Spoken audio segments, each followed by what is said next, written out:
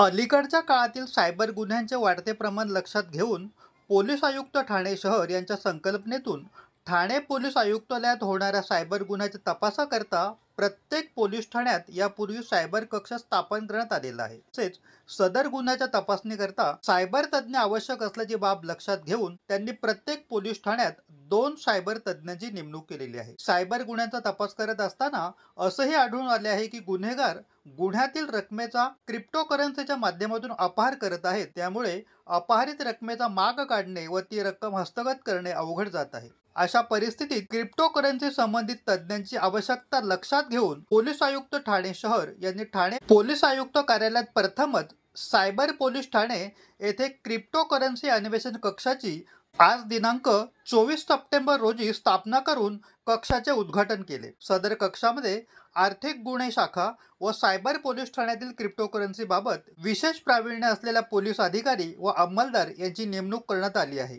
सदरचे अधिकारी police आयुक्तालयातील police ठाण्यामध्ये सायबर गुन्ह्यांचा तपास करणाऱ्या सर्व तपास अधिकाऱ्यांना क्रिप्टोकरन्सी संबंधीचे प्रशिक्षण देणार असून तपासातही मदत करणार आहेत।